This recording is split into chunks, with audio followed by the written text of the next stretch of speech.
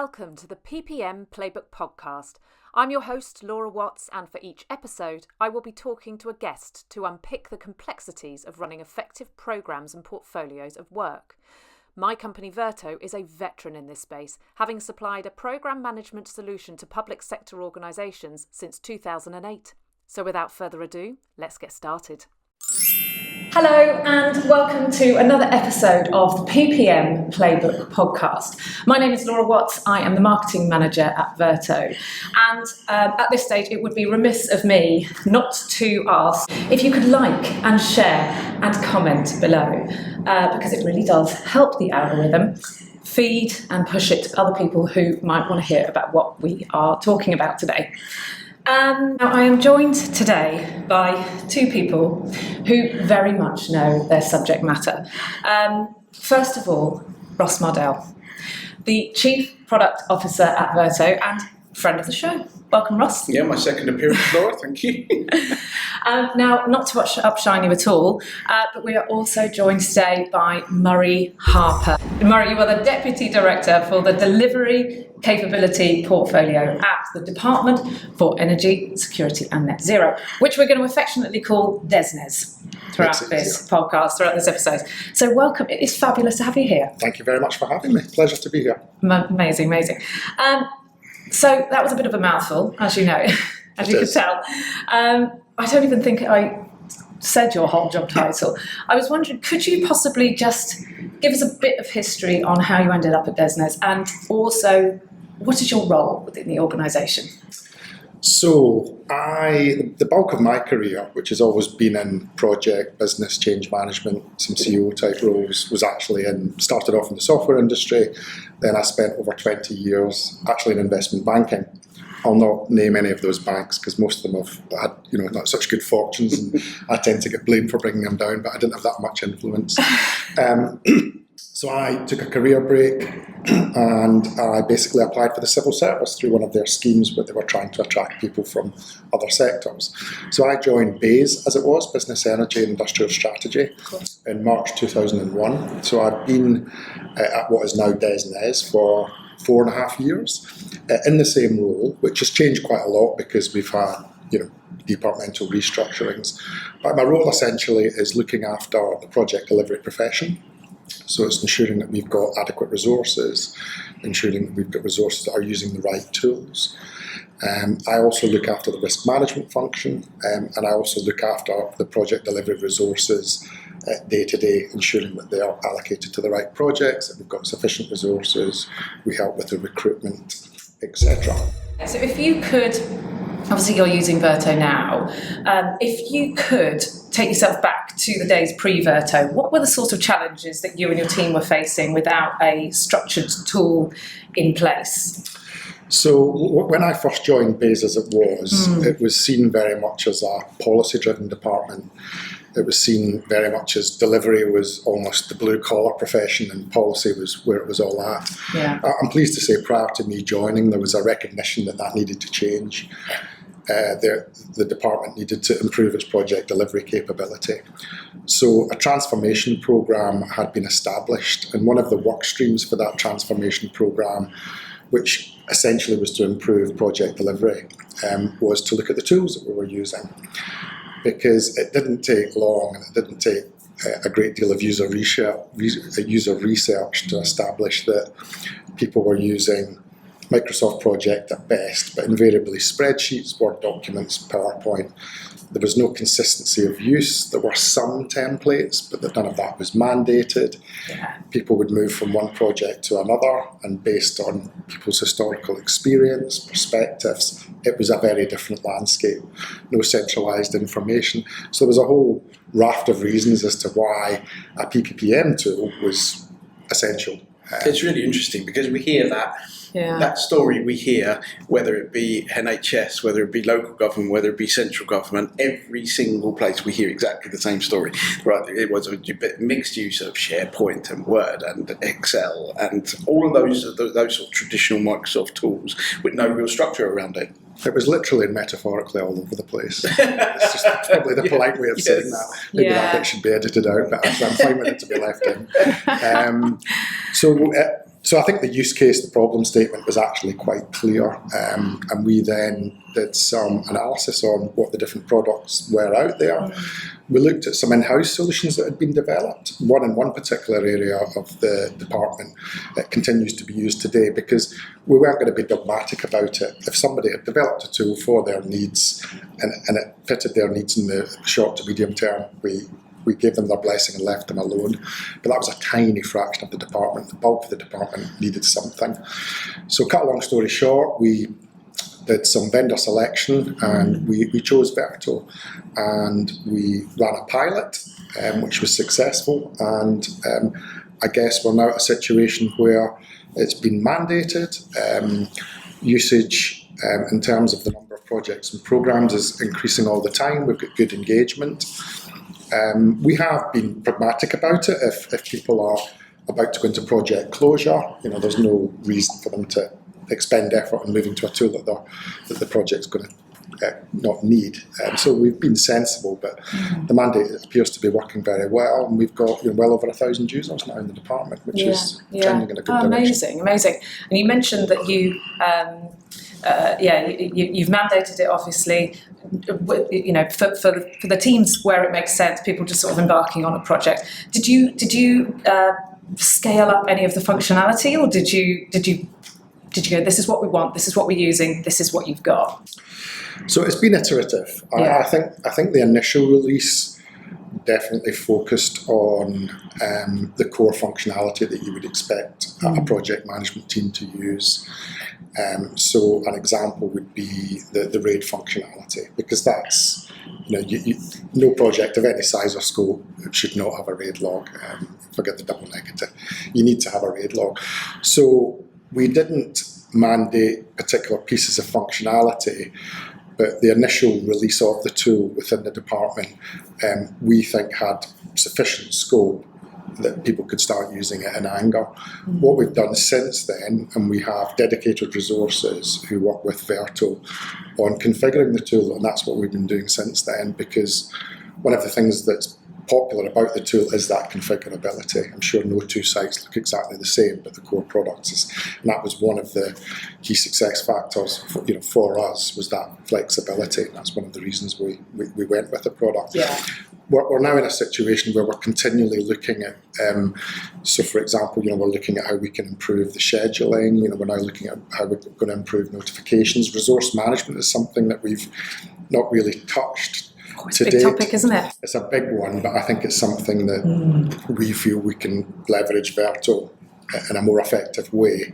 So in some respects, we've got the problem. Verto is the solution, but there's still a bit more work on our part to make that solution work better for us. And it's really good that actually you, as a customer, you're one of our best customers, but you also drive us as well. Yeah, and that's great as well, because you're driving product innovation for us, because you'll say it would be good if, and those are the things that help to drive the product forward, not just for the benefit of you guys, but for the entire user base. And it means that we can, the stuff that you come up with that's really good ideas, we can roll out across all of our customers. And it's the way we like to work, isn't it? Honestly, DESNZ does drive some of the development work that we do, because it's a great customer for us. Do you think that DESNZ have been quite typical in their approach to implementation? Or is there not really a typical? I think so. There is. It's difficult to say there's a typical. I think one of the things is the scale of DESNZ, just because it's a central government department, and there's lots and lots of stakeholders. So there's lots and lots of stakeholders, and it's quite different. You get to different departments, and it's a different requirement to this department, and it's subtle nuances in how to deliver that. But of course, because you have a dedicated team of people who are helping deliver, it makes it easier as well. Yeah. Can I ask a quick question on that, if that's okay? Because having worked in software in the industry many years ago, but I'm sure the challenges are the same. Do you find that you've got a challenge balancing the needs and the wants of the clients? Because I sometimes come across people that want something, and then when you dig a bit deeper, you think that's not actually a great idea. That's not the right solution to that problem. Yeah, but the biggest problem with that is that people come to you with a solution, Yes. So they said to you, yes. this is what I needed to do, but you don't actually need to do that. Let's take 3 steps backwards. What is the requirement that you need to get out of the end? And now let's design a solution together that might work. You've taken 4 steps forwards and jump to a conclusion that you think is correct, but it doesn't actually fit in the way the system has to operate.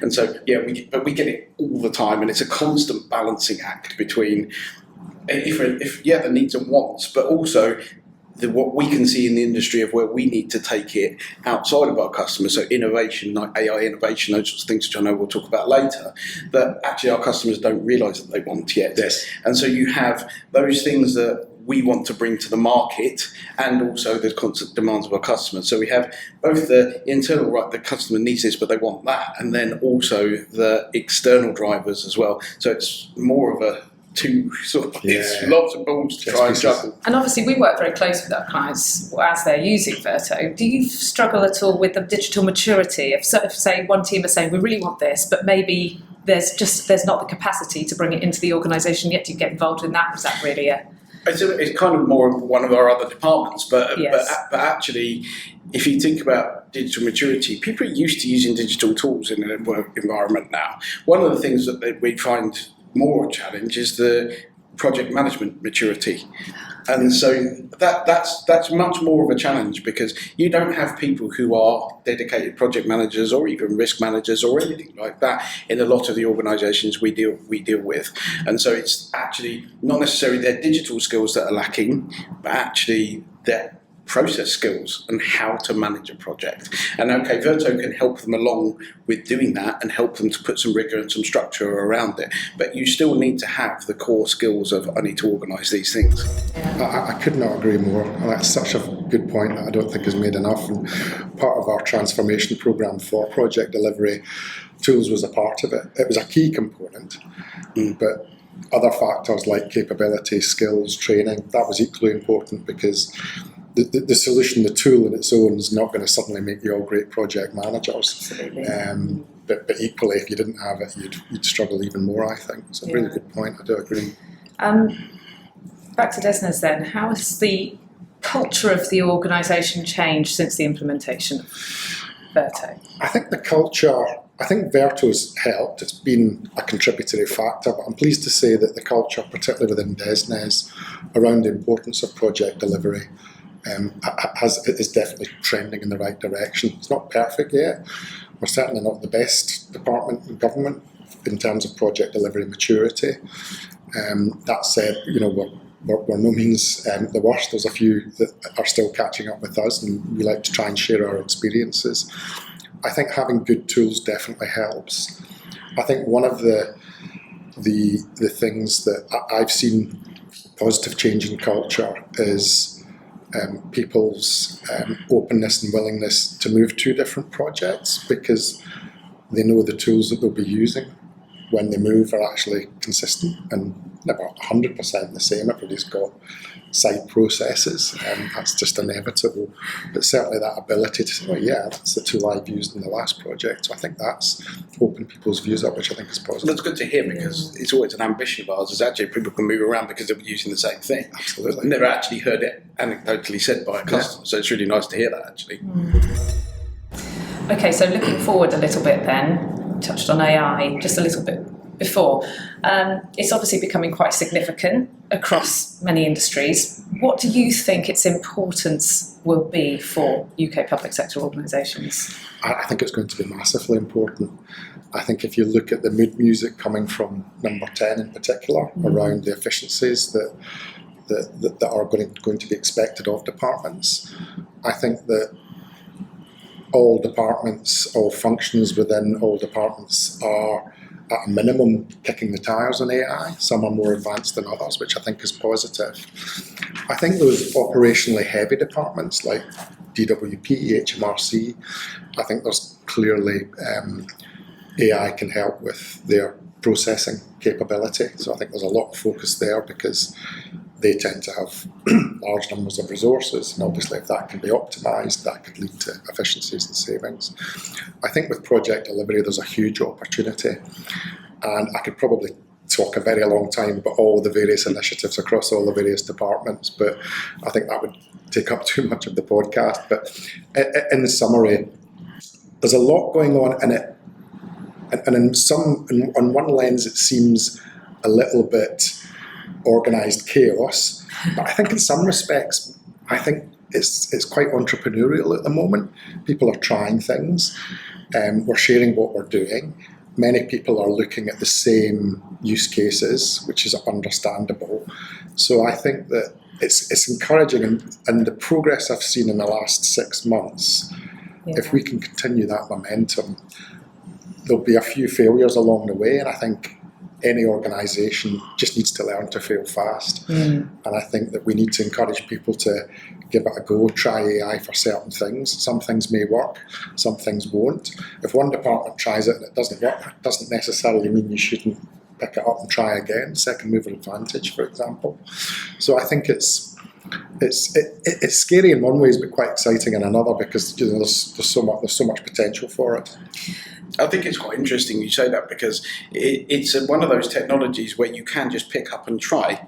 Yes. It's so accessible, isn't it? Yeah, it's much more accessible than previously, where we're moving from servers to desktops and all that sort of stuff. It's from a techie point of view, it's a technology that people can just, let's try it, see if it works, and you fail really fast. And so it's one of those ones where we really can start to get small steps forward in innovation, which will then lead to further steps as we move forwards. And it's the entrepreneurial thing. I think you're absolutely right, and I think we see that across all of our customers, where there's little baby steps, but those baby steps actually lead to something, and it causes with the. I know that people have said with AI that we're going to have to get used to a new user interface. So everybody's now used to a graphical user interface. It's Windows, it's the Mac, it's whatever it happens to be.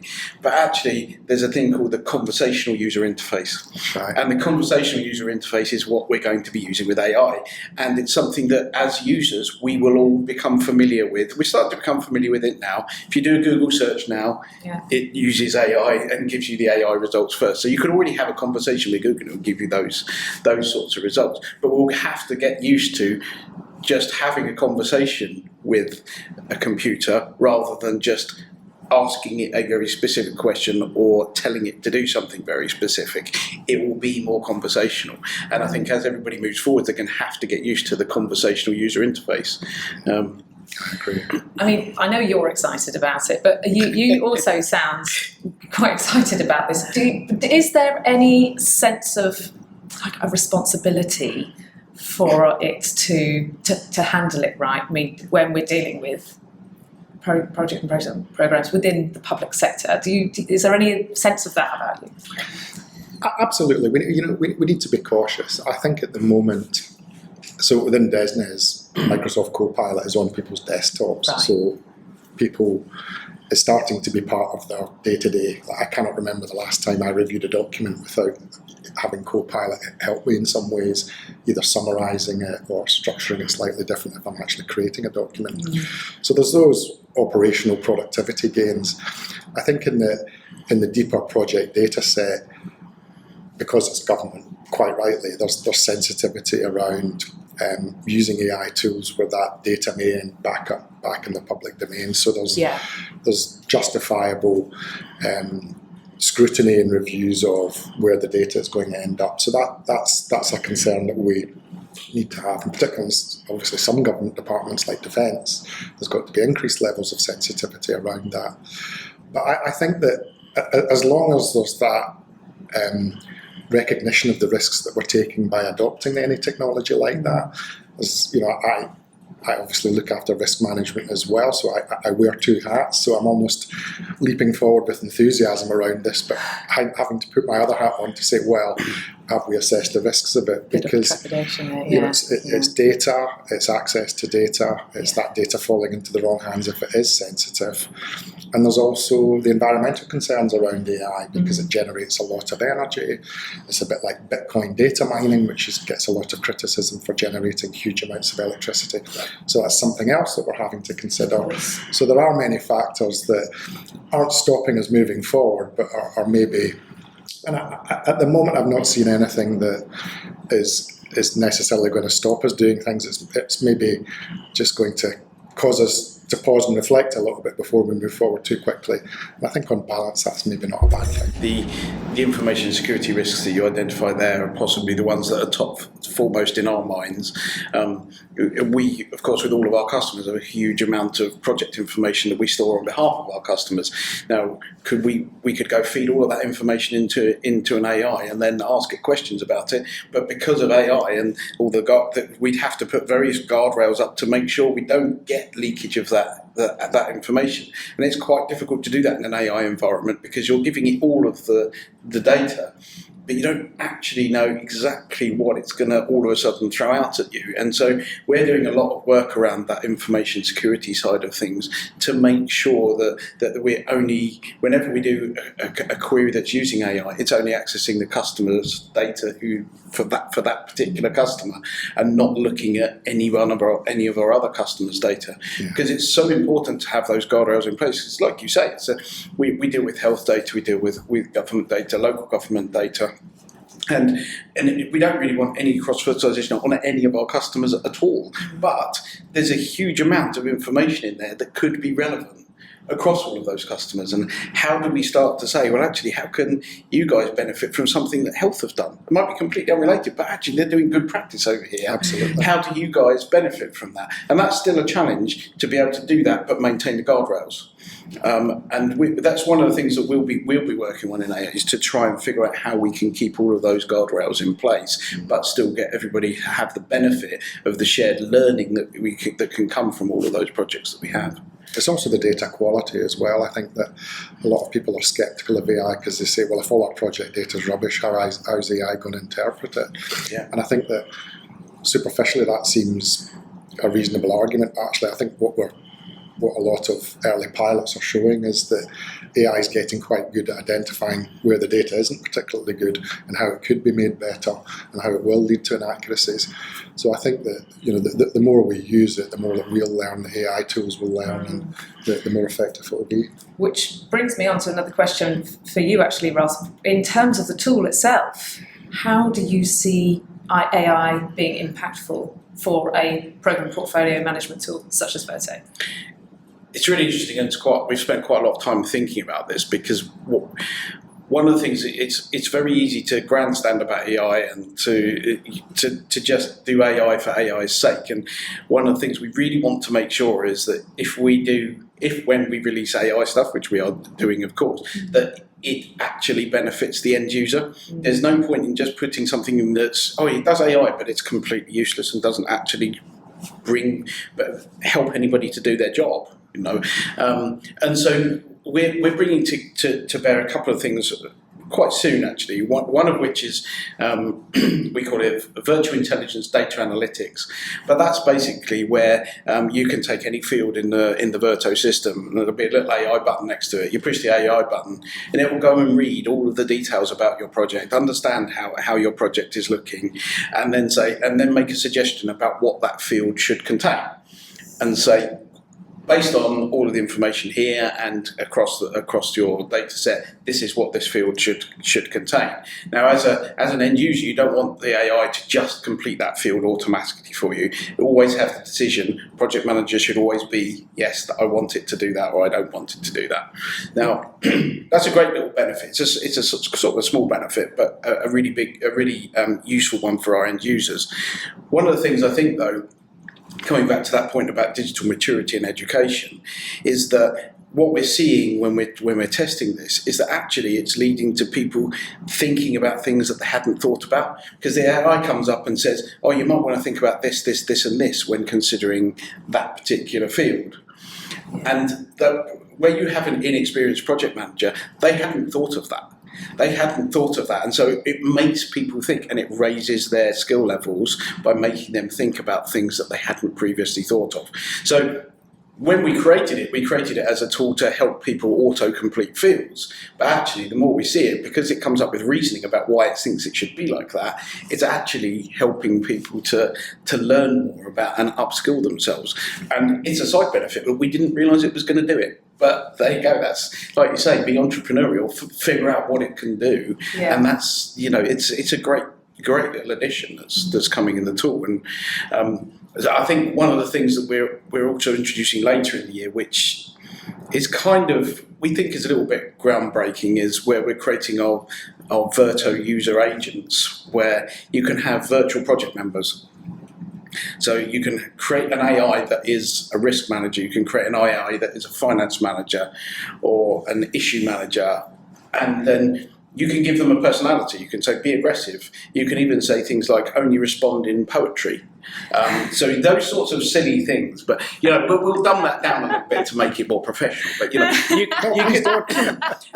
it's us having a little bit of fun with it at the moment. And obviously this is going through testing at the moment of what we're doing.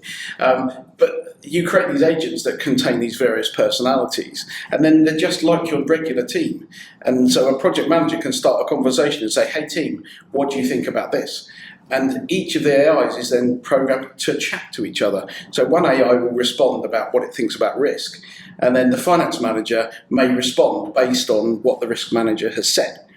And so because they're actually responding to what the responses of each other, they end up having a conversation, sometimes an argument, if I'm honest, about how a project is doing and what a project may need to do next. And again, it's this education thing, but actually it comes up with some really good suggestions. And the next stage is what we call agentic AI. Is that, let's say the risk manager says, I think we should raise a risk about the finances, and the finance manager happens to agree because it's an AI, then the human user can say, yeah, can you go create that risk for me? And then the agent will actually go away, create that risk in Verto, place it into Verto, fill in as much as it can. Probably still need a human to have some assistance in doing it. But you can then start to have these AI agents not only having a conversation, but then actually performing actions in the database as well. Now, we don't know of anybody else doing that in the environment, but it's pretty cool when you see it work. We think we need to do more testing, but we think it's really going to start to move the thing forward. But we'll see. That's incredible sort of potential training, isn't it? For one of you mentioned it earlier, like a non-project manager who's in this role, and or being asked to input some of their work, information, data into a project, and maybe this is just like a little a project management help and assistance, really, and isn't it? Yeah. It's not actually taking anybody's job away from them. It's just these extra pair of eyes and ears, and these AI agents are throughout the entire project. So it just frees up time to sort of sift through information and try and find this, and it just offers it all up. Is it going to be perfect, Laura? I doubt it. Most things in AI aren't perfect, and then they probably won't be for a long time. One of the other things it also does, of course, is where not all government departments have a dedicated team to be able to manage all this stuff. And if you're a project manager and you don't have resource to have a risk manager, actually, there you go. There's a virtual risk manager. Okay, they're probably not as good as a real person, but it still gives you that resource and that expertise on tap. The interesting thing, though, of course, is what does that risk manager know? How does that risk manager know? So what knowledge does that risk manager have? Yeah. And so that's the thing, is how do we train that risk manager to have the data it needs in order to be a risk manager? Now, of course, a traditional AI if you look at any of the big large language models, they will of course gone and have consumed every manual there is about Prince2 and every manual there is about agile project management, all those sorts of things. But they may not necessarily, they definitely won't have taken in any of the guidance from NISTA or a Teal book or something like that, which is more in central government, and they're not going to have that knowledge. And that's where we'd like to take it next, is actually, can we make it so that our AI understands the framework in which our customers are operating? Because they're all going to be operating slightly differently. And yes, we got a generic way of, okay, this in Prince2, this is how you should do it, so a risk manager will operate like that. But actually, they may need to operate slightly different given a context of the project environment that they're working in.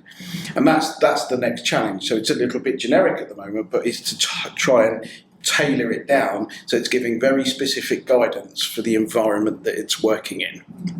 That really excites me in terms of that additional team members concept. because I don't know a single project in the department that ever complains about having sufficient or too many resources. Everybody's short of resources. We have turnover like any organisation, and that can sometimes impact projects adversely. So that ability to get some consistency, additional bandwidth through the team member concept, very powerful for me. As you say, may not be perfect at first, but it will get better, because the cynics always leap on the bits that didn't get quite right, but there's enough zealots that will focus on the bits where we do get it right. And I'm quite excited about it personally, because I think it'll be very powerful. Yeah, we need it to come out, and so when people use it, they need to. It's like when you start to use Copilot, you use it and you think, oh, that's quite good, and then you do other things, you think that's absolutely rubbish. Yeah. And it's like any tool. It's like any team member, to be honest. You gradually learn how to use it as you go forwards, don't you? And it's like you say, we need it to people to have a positive experience with it, and that's why we may leave some of those, like, not comedy, but sort of more light-hearted elements in it, because it's just gives people a little bit of this feels more human than the AI. You have to learn from those mistakes as well, I think, and the AI itself learns from it. But I think one thing, going back to your risk example, is that where existing team members or existing risk managers, they'll provide the political context, because the AI may be quite right that this should be flagged as a risk, but there might be a political nuance that the AI is not quite trained up in yet, as to actually we don't want to go forward with that risk at this time because it's politically sensitive, or there may be good or bad reasons to do that. But again, I think over time the AI will improve and it will start learning those subtleties. But I think the human element, at least in our lifetime, will always be required. Yeah. You would, but at the end of the day, you could say to AI, I need to run this project. You could put a whole load of virtual team members in and say, right, guys, what do you need to do? And they'll go through and they'll create a whole bunch of stuff, right? But all they're going to do is create what you need to do. You still need humans to actually do these things a lot of the time, And so it's great to have AI to have that, but you are not going to get rid of humans in this environment. And yes, the political context and just the general overall organisational context is something that a human is always going to bring, that AI will struggle with. Maybe in the future, but right as we sit here today, that's why we very much put in place that even when you're using our agents, you have to say to the agent, yeah, that's okay, go and create the risk. Yeah, that's okay, go and change the status.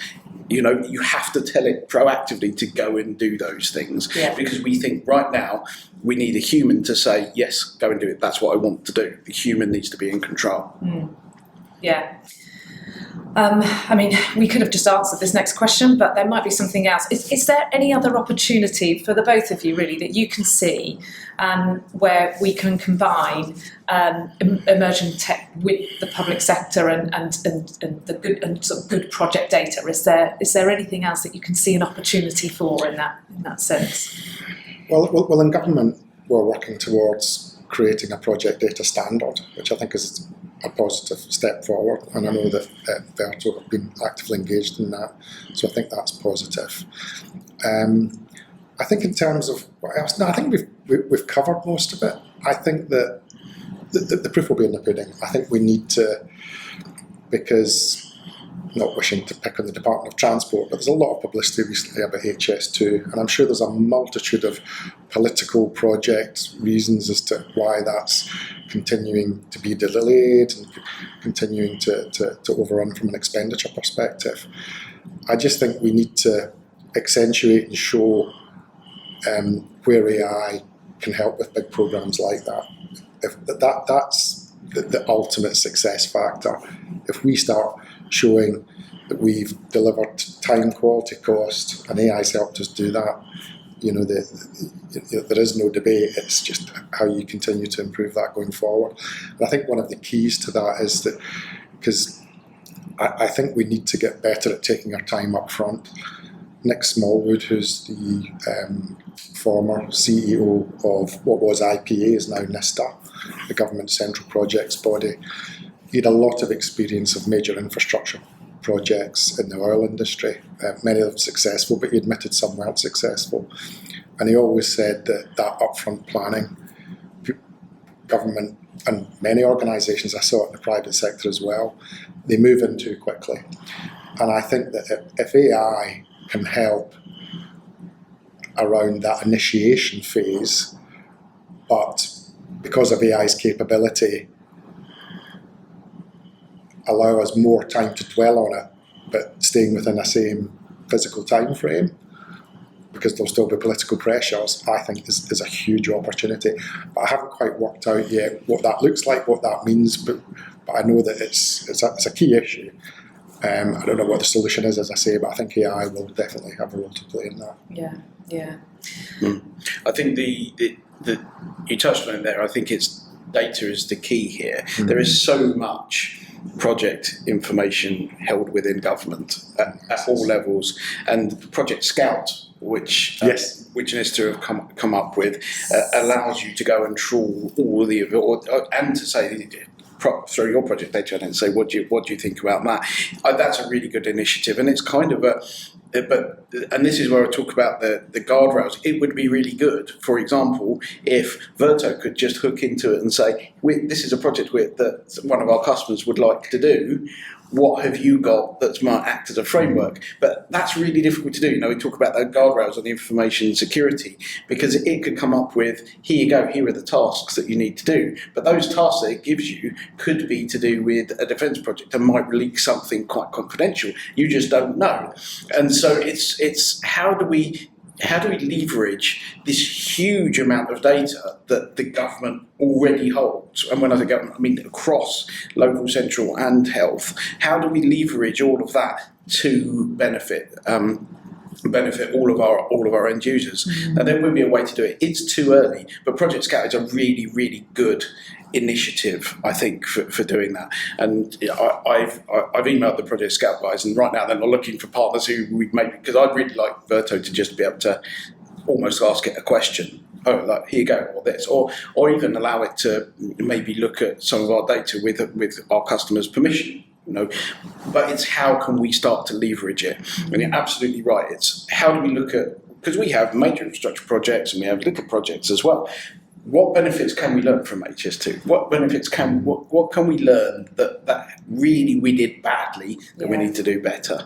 And pre-planning is great, and it's one of those things where you're doing a large project. Absolutely, I 100% agree with you. And then we've just talked about, we'll be entrepreneurial. We're just going to do the AI and see what happens, But you're right. With the big stuff, you absolutely have to have all of that planning up front. And historically, I think public sector and private sector are really bad at that. Bad at that. Agreed. It's about harnessing it, isn't it? And making it useful. Finally, then, do you have any advice? Would you share any advice, having gone through it yourself, that you can offer any leader in public sector when it comes to delivery capabilities? And what would you redo or do differently or do again? What was your... The one thing that my strong advice is that make it cross-functional. What I mean by that is that I've seen good practice, just to be clear, but often you'll see a very siloed approach to delivery. So policy, come up with the policy, they throw it over the fence, and project delivery, get on with the implementation. And I think that my advice is that get multifunctional teams under a single organisational construct from the outset. And that may mean that a finance person, a commercial person, their beer and rations can still be looked after by home base, but their activity management is through, and it could be a policy person, it could be a project delivery person, because I balk when I see organisational structures for an initiative and you've got two separate streams, one looking at policy. That we just need to smash through that. As I say, there is good practice, so that's one of my top tips. And the other is to use the tools, use AI, use what we have, which I'm pleased to say most people do. But that it might not be perfect. We may need to learn to fail fast. But that's two things I know. But but that would be my advice. Yeah, I mean, like you said, we're in this entrepreneurial phase. It's exciting. It's exciting, isn't it? But it's quite scary for some people as well. But we can't not do anything. No, yeah. I mean, that's the devil, isn't it? Standing still and expecting it to change. Okay, well, thank you both so much for joining me. That was really such an insightful conversation. It was lovely to be able to put what we're talking about in context specifically for DESNZ and really give it the airtime it deserves. So it's really exciting. So if you like the show, like I said, please do subscribe. That would be wonderful. You won't miss the next episode. And thank you very much for watching, and thank you again both for joining me. That was great. Thanks, Laura. Thank you.